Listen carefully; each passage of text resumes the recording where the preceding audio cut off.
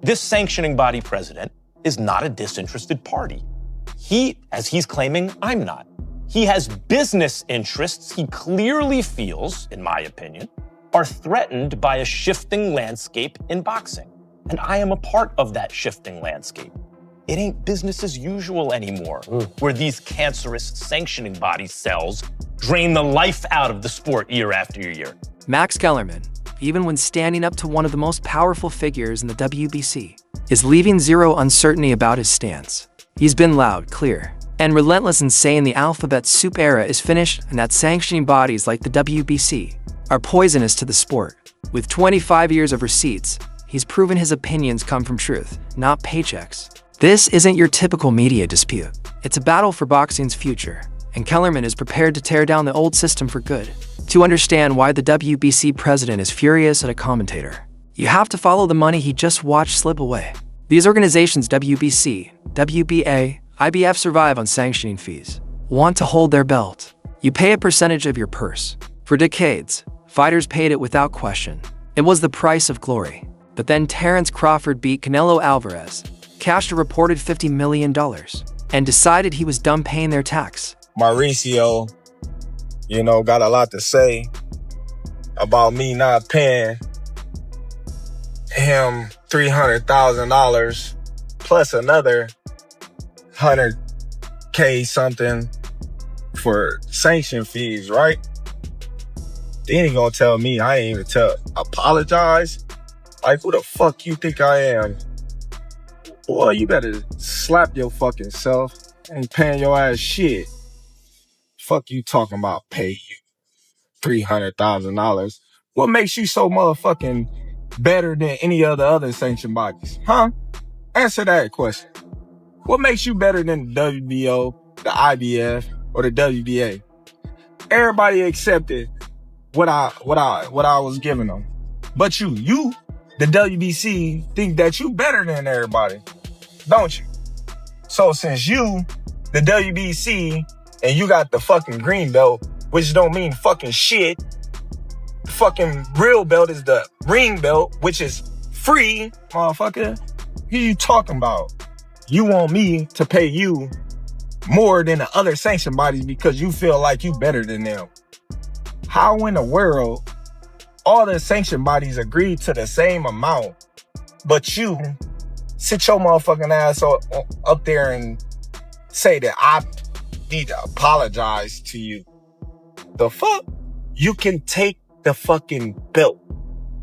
It's a trophy anyway.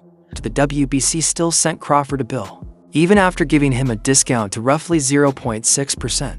They wanted around $300,000 just for him to keep a green leather belt he had already earned.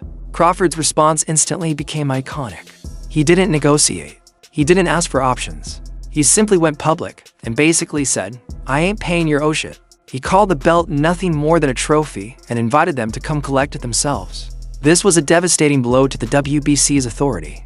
When the best fighter in the world treats your belt like a cheap accessory, it signals to every other fighter that the whole system is a joke.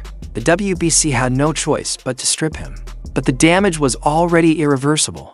The revolt had begun. Terence Crawford has been very successful in the ring.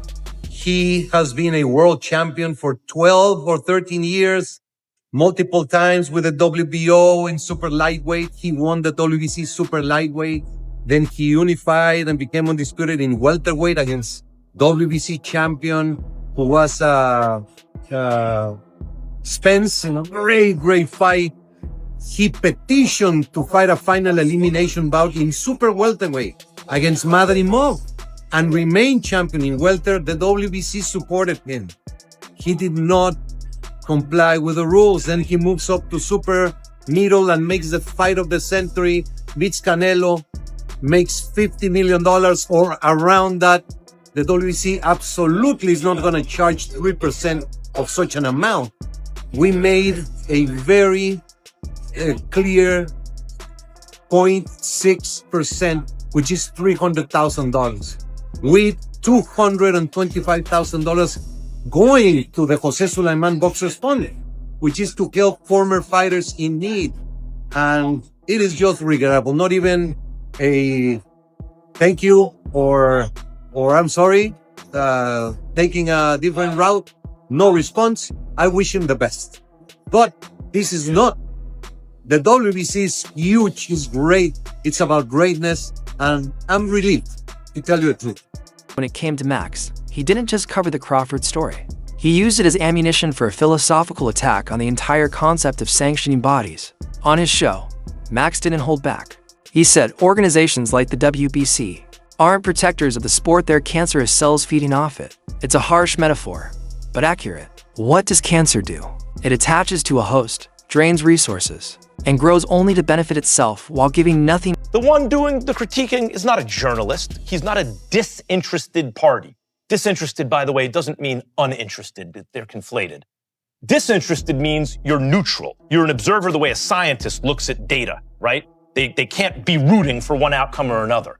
And this sanctioning body president is not a disinterested party. He, as he's claiming, I'm not. He has business interests he clearly feels, in my opinion, are threatened by a shifting landscape in boxing. And I am a part of that shifting landscape. It ain't business as usual anymore, where these cancerous sanctioning body cells drain the life out of the sport year after year. Finally, I want to say this. In terms of the thought that based on the identity of my employers, you have to take what I say with a grain of salt. You should. You should consider all these things. You should also judge what I'm saying based on the content of what I'm saying and the truthfulness of it. Max argued that maybe in the early days these bodies were necessary to provide structure, but now they serve only as middlemen taking money from the fighters who actually step into the ring. He pointed out that fans don't buy tickets to see the WBC belt. They buy tickets to watch Terence Crawford or Canelo Alvarez. If the fighters are the product and the fans are the customers, why are millions going to bureaucracies sitting in the middle? Max declared that the era of these organizations sucking the life out of boxing is ending. And it was that one comment, the cancerous line, that pushed Mauricio Sulaiman over the edge. I said exactly what I'm saying now about Ring Magazine championships and the sanctioning body championships for the past 25 years. I have been employed by Ring Magazine for several months now, but I've been saying the same exact thing I'm saying now for 25 years. Just pick up Ring Magazine and it says so inside. They list the real champions in each division. And people say, well, what gives what gives Ring Magazine the legitimacy to rank champions? What about the sanctioning bodies? No, the sanctioning bodies have blown it a million ways. You got receipts? I got receipts. Let's get it. When Sulaiman heard this, he didn't answer with facts or transparency. He went straight for character assassination. In an interview with Fight Hype, he tried brushing off Max's statements with laughter, but the irritation was obvious. He claimed Max's sudden aggression toward the WBC was manufactured. His explanation? Max Kellerman now works for the Ring Magazine. The Ring is owned by the Saudi General Entertainment Authority under His Excellency. Max Kellerman spoke with Mr. Khan earlier today in an interview, and they spoke about... No, please, I will not comment because that is a scripted commentary. Okay. The WBC does not have outlets. They own that outlet, so they can script. And it is so embarrassing how low Max Kellerman, Mike Coppinger, they have gone so low because they do represent the publication. So it is scripted. It's biased completely. So I don't like to comment on that. Okay. Well, you are doing an interview. This is not biased. I am answering every single question. Absolutely. And I don't owe anything to you. You don't owe anything to me. You ask, I respond. But to talk about a program that is scripted, absolutely not. Sulaiman's narrative is that Turki Al-Sheikh wants to tear down the old sanctioning bodies and build his own super league, and that Max Kellerman is being used as his propaganda tool. By calling Max scripted, Sulaiman is trying to convince the public that these aren't Max's real opinions, just corporate instructions from a billionaire boss. It's a clever defense because it avoids addressing the criticism and instead attacks the man delivering it. But Sulaiman chose the wrong opponent. Max happens to care more. Okay, well, what about the Muhammad Ali Act? They spoke about just it having an option for the fighter to go a different direction, and nothing's going to change. They're just going to add an option where you can fight for another company. You don't have to just stay with the Muhammad Ali Act. Is that is not true? That is not true. fighters have options. They can sign with Golden Boy, with Top Rank, with Iron Tiger, with Queensberry, with Matchroom, with John Doe. Those are the options. And Muhammad Ali Act helps them to have representation, a manager to sit down and negotiate and know the financials of every event. And the Muhammad Ali Act prevents the promoters from having a abuse of power, controlling a fighter, controlling the rankings, controlling a title. The WBC has to disclose many things to the authorities in the United States on every fight, on the rankings every month. It is a big cloud that should be analyzed and put openly, because they're very smart on trying to say they're very smart and everybody's not as they are. It is a very controversial thing that should not be taken lightly. About words, meaning, and clarity than almost anyone in sports media.